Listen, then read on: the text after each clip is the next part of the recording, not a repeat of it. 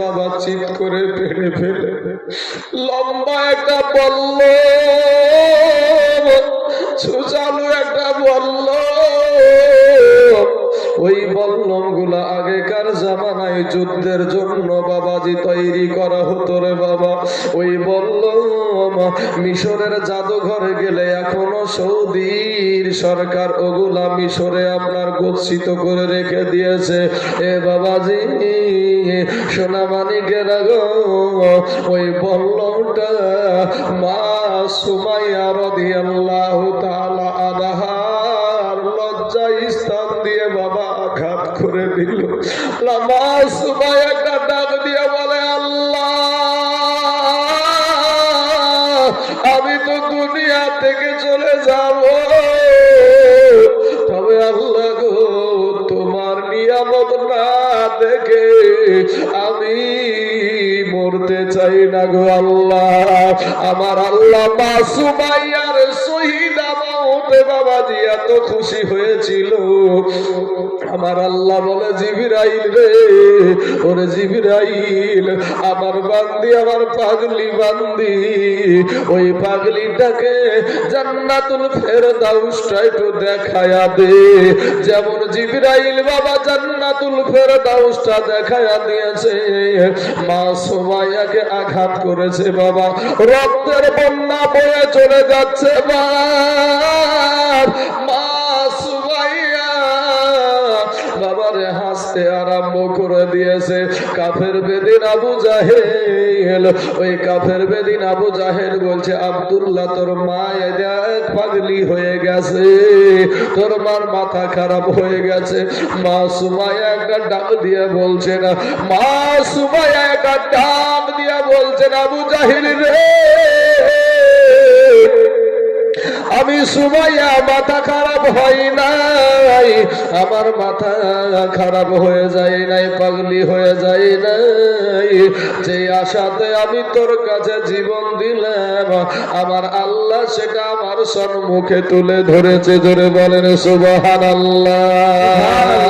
বাবা গো, যারা আল্লাহওয়ালা ব্যক্তি হবে বাবা, যারা নবীকে ভালোবাসবে, যারা ইসলামের পরে দাঁড়িয়ে থাকবে, তাদের জবান থেকে মিথ্যা কথা বের হবে না, তাদের জবান থেকে সত্য ছাড়া মিথ্যা আসবে না, শহীদি মওতের তামান্না থাকবে।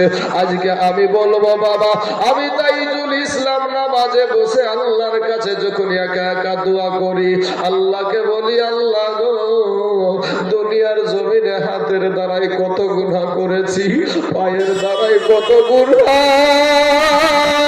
চোখের দ্বারাই কত গুনাহ, এই জবান দ্বারাই কত গুনাহ করেছি গো আল্লাহ। ওই কঠিন কবরের আযাব সহ্য করতে পারবো না, একটা সেকেন্ডের আযাব সহ্য করার মতো ক্ষমতা নাই গো আল্লাহ। আল্লাহ গো আমাকে দুনিয়ার জমিনে তুমি আমাকে শহীদি মওত দান করিও। আর যদি বাবা শহীদি মওত আমরা পাই, তাহলে আর কোনো হিসাব নাই, ডাইরেক্ট আমার আল্লাহ জান্নাতে দিয়ে দিবে। জোরে বলেন সুবহানাল্লাহ। ও মুসলমান ভাইয়েরা, তাই বাবা রে, কোরআনের পক্ষে, ইসলামের পক্ষে যারা শহীদ হয়েছে, এবার 150 খান চিঠি দিয়া কুফায় ডাকে ধোকা দিয়া, 150 খান চিঠি দিয়া কুফায় ডাকে ধোকা দিয়া, তারাই শেষে এ বাবা শহীদি করে, তারাই শেষে এ বাবা শহীদি করে। এজিদের মন কারণ নীলাকাশ লাল হইল, যেন রক্তেরি বরণ, কারবালার মরুর পরে ইমাম হোসেন লড়াই করে, কারবালার মরুর পরে ইমাম হোসেন লড়াই করে। আবার 3 দিন ধরে এ বাবা না দাই পানি, 3 দিন ধরে এ বাবা না দাই পানি, এজিদের মন কারণ নীলাকাশার লাল হইল, যেন রগতেরি বরণ। জালেমেরা ঘিরে ঘিরে তীর মারিল এমামের, জালেমেরা ঘিরে ঘিরে তীর মারিল এমামের। কাতর হালে বাবা ইমাম হোসেন, কাতর হালে বাবা ইমাম হোসেন, খোদাকে করেন শরণ, নীলাকাশাদ লাল হইল, যেন রকতেরি বরণ। বাবা ও গো আমার পর্দার আড়ালের মা খালা, শুনে জানা যে রাতের বেলা মা ইমাম হুসাইন রাদিয়াল্লাহু তাআলা আনহু, উনি ছিলেন বাবা একজন নবী বংশের সন্তান গো। মা ফাতেমার বেটা, শেরে খোদা আলীর বেটা। মা জননী রওজার কাছে গিয়া চোখের পানি ছেড়ে দিয়ে কান্দে আর বলে, মা গো, আমার দয়ার নবী, আমার মায়ার নবী হিজরত করেছিল, মক্কা থেকে মদিনায় এসেছিল গো মা। আজকে মুনাফিক মুসলমানের কারণে মাগো আমি তোমার বেটা হুসাইন, আজকে আমি মদিনা থেকে মক্কা চলে যাব। ও মা, আর তোমার রওজার কাছে আসবো কিনা জানি না গো মা, কারণ তারা বাবাজি মউতকে বড় কাছে রাখতেন। আমার নবীজি বলেছেন, একদিকে আপনি সালাম ফিরাচ্ছেন, আর একদিকে যে সালাম ফিরাতে পারবেন এটার কোনো গ্যারান্টি নাই রে বাবা। আপনাদের ধনিরামপুরের জমিনে আজকে রাত্রি 4টার সময়তে একটা খবর এসেছে কেরালা থেকে বাবা। ওই কেরালার জমিনে বিবির সাথে বাবা কত আনন্দের গল্প করেছে রে ভাইটা আমার।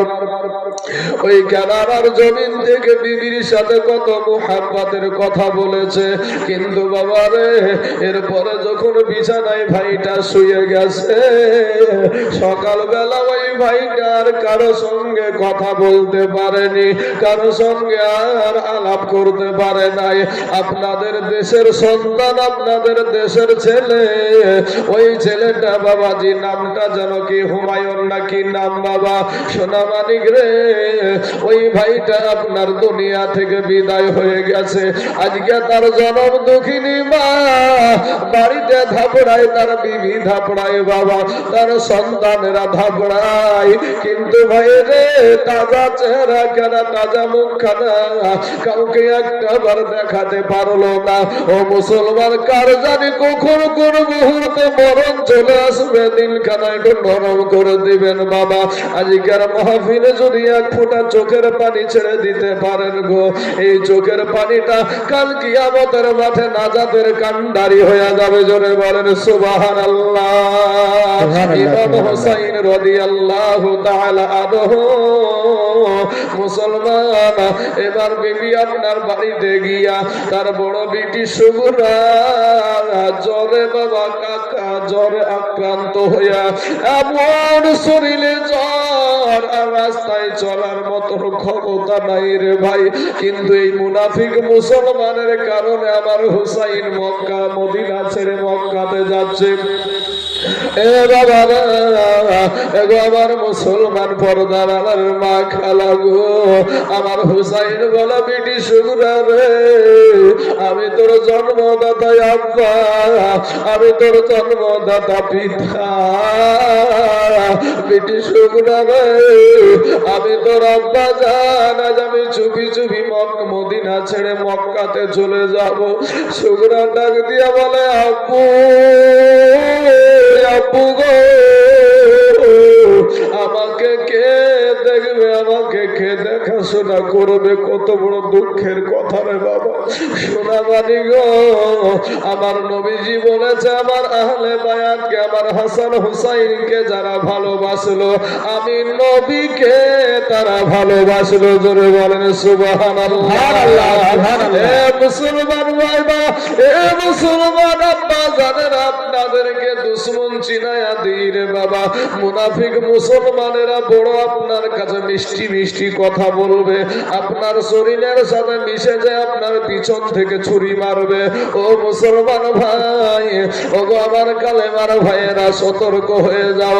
এবার যখন বিদায় নিচ্ছে, ও বাবাজি, একটা অনুষ্ঠান সন্তান ইমাম হুসাইনের বিটি বাবা, যতদিন আপনার আব্বা যায়, আব্বার দিকে তাকাই, মায়ের দিকে তাকাই, মা বিটির দিকে তাকাই, বাপ বিটির দিকে তাকাই রে বাবা। কিন্তু দাঁড়াতে এবার আমার হুসাইন তো চলে যাবে, এইরকম অবস্থায় রেখে কেউ কি যেতে পারে? কিন্তু না, আমার নবীজি রওজা বাঁচানোর জন্য ভাই গো, আমার হুসাইন পাড়ি দিচ্ছে মক্কাতে বাবা। শুকরাকে ওখানে রেখে দিয়া আমার হুসাইন মক্কাতে যখন চলে গেল, এই কুফা দেশের মুনাফিকেরা একের পর এক চিঠি লিখতে শুরু করেছে। হুসাইন গো, আপনি আসেন, আপনি আসেন, আপনার হাতে হাত দিয়ে আমরা বায়াত হতে চাই, আমরা আপনার হাতে হাত দিয়ে মুরিদ হতে চাই।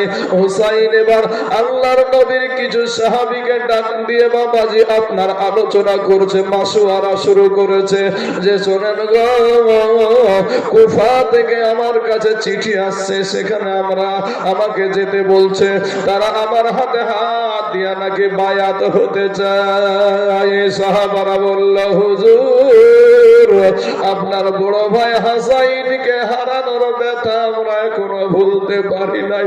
আপনি একজন নবীর নাতি, আপনার ওই কুফা দেশের চিঠির রং ভালো দেখা যায়, কিন্তু কুফা দেশের মানুষকে বিশ্বাস নাই, কারণ আপনার আব্বা জানকে ওই ইরাকের মানুষেরাই মুনাফিকি করে মারে দুনিয়া থেকে শহীদ করে দিয়েছে।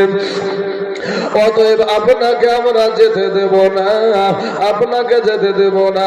আবার হুসাইন বলে, ও আল্লাহর নবীর সাহাবারা, ও সাথী ভাইরা, শোনো, আমি যদি কুফা দেশে না যাই, আর তারা যদি কাল কিয়ামতের মাঠে যদি আল্লাহকে বলে, আল্লাহ গো, আমরা একটা আল্লাহওয়ালা মানুষকে বারবার আমরা তাগিদ করেছি, বারবার তালাশ করেছি, বারবার চিঠি পাঠায় আছি, ওনাকে আমরা ডেকেছি, আমাদের ডাকে সাড়া দেয় নাই, আমি সেদিন গ্রেফতার হয়ে যাব, অতএব আমরা কুফাতে যেতে রাজি আছি। এবার সাহাবারা, এ বাবাজি, সাথী সঙ্গী যত ছিল সবাই আলোচনা করে বলল যে না না, ওই কুফা দেশের মানুষকে কোনো বিশ্বাস নাই, ইরাক দেশের মানুষকে কোনো বিশ্বাস নাই, আমরা তাকে যেতে দেব না। একটা আলোচনা মাফিক একটা কথা হয়ে গেল যে আমাদের তরফ থেকে একজন ওই কুফাতে প্রথমে যাবে, তারপরে আমি হুসাইনকে আমরা যেতে দেব। যদি ওই কুফা দেশ থেকে আমাদের তরফ থেকে যেই ব্যক্তি যাবে, ওই ব্যক্তি যদি চিঠি লেখে যে হুসাইন গো, এখানকার সমস্ত কিছু ভালো হয়ে গেছে, সমস্ত মানুষের আদর্শ ভালো হয়ে গেছে, এরা ইমানদার হয়ে গেছে, তাহলে এবার আমরা হুসাইনকে যেতে দেব, নচেত আমরা যেতে দিব না। হুসাইনকে বলল, হুজুর, আপনি আমাদের একটা কথা আলোচনা আমরা করলাম, শুনেন। বলে, কি কথা? হুজুর গো, আমরা এটা আলোচনা করলাম, আমাদের তরফ থেকে আগে একজন কুফাতে যাবে, আর সে যদি ওখান থেকে চিঠি লেখে, ওই জায়গার অবস্থা ভালো, আগেকার মতন মুনাফিক নাই, তাহলে আপনাকে যেতে দেব, নচেত যেতে দেব না। এ মুসলমান বাবার, আমার ভাই জানেরা, হুসাইন বলল, ঠিক আছে, তাহলে কে যাবে আমার তরফ থেকে? বাবা গো, তারা তো শহীদি মওতের মওতের জন্য পিপাসিত থাকতো। সুবহানাল্লাহ। এ বাবাজি, শহীদি মওত এত ভালো, এত ভালো, এই শহীদি মওতের জন্য এত পিপাসিত থাকতো রে বাবা। আমার নবীকে সাহাবারা বলতেন, ইয়া রাসূলুল্লাহ, দোয়া করেন গো নবী, যুদ্ধে গিয়ে যেন আমি শহীদ হতে পারি। জোরে বলেন না সুবহানাল্লাহ। এ মুসলমান ভাই, আমি জীবন এটা টানবো, তার পূর্বে আর একটা কথা বলে দিই। আমার মা খালারা গো, ও মা জননীরা, শোনো মা, আমাদের ইসলাম ধর্মের ভিতরে আমার নবী যখন ইসলাম প্রচার করেছে, সবার আগে এই ইসলামের জন্য জীবন দিয়েছে একজন মহিলা, তার নাম হলো মা সুমাইয়া। মা সুমাইয়া রাদিয়াল্লাহু তাআলা আনহা, উনি যখন কালেমা পড়ে মুসলমান হয়ে গেছে, কোরআন তেলাওয়াত করে বাবা, এত সুন্দর ভাবে কোরআন তেলাওয়াত করে গো, এটা কাফেরদের শরীর আর সহ্য নিল না বাবা।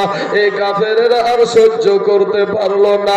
মা সুমাইয়াকে ধরে নিয়েছে বাবাজি, তিন মাথার মোড়ে ওই কাফের বেদিন আবু জাহেল, কাফের বেদিন আবু জাহিল মা সুমাইয়াকে ডাক দিয়া বলে, সুমাইয়া গো, তুমি কি কালেমা ছাড়বা না?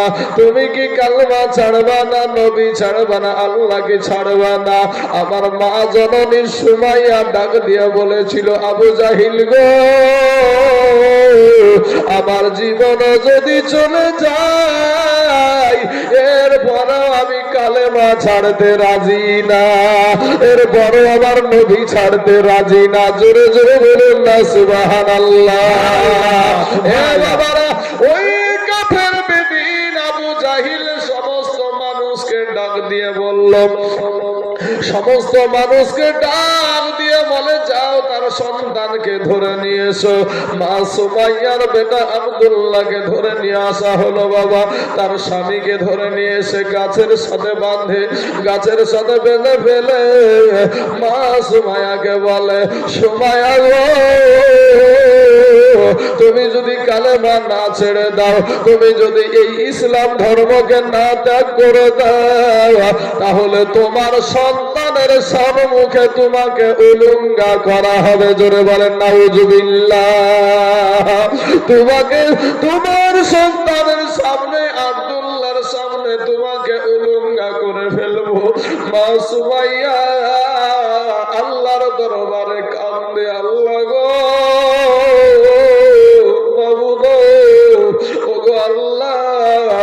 আজ সন্তানের সামনে ঈমান আনার কারণে আমাকে বেইজ্জতি করবে গো আল্লাহ। ও গো আল্লাহ, আমার সন্তানের সামনে যদি আমার ইজ্জত দেখাতে হয়, এরপরেও আমি তোমাকে ছাড়তে আমি রাজি না। জোরে বলেন না সুবহানাল্লাহ।